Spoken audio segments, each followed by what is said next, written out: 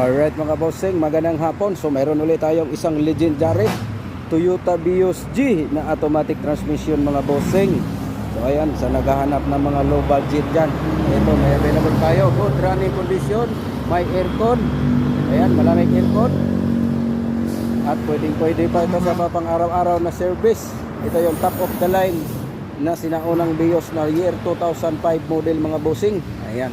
So ikutan na natin yung kanyang exterior. Kulay gray po yung ating unit. Ayan, mga bossing. And then coding naman tayo is Mirapolis mga bossing. Ayan, 1.5 G variant na automatic transmission na Toyota Vios. Ayan mga boss, top of the line. So silipin na lang natin yung kanyang exterior mga boss. Ito. Ayan po yung kanyang interior mga bossing. Automatic transmission. So ito mga boss is cover lang to. Ayan. Ito yung talagang upuan nito sa ilalim.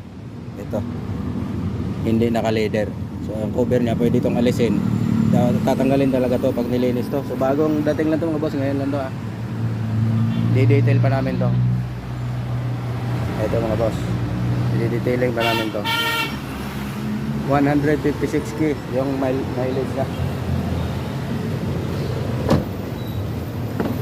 So naghahanap ng mababang presyo na Toyota, ito mga bossing, 2005 model. Ito yung kanyang interior sa scan of Toyota Vios G na legendary ito mga bossing ha.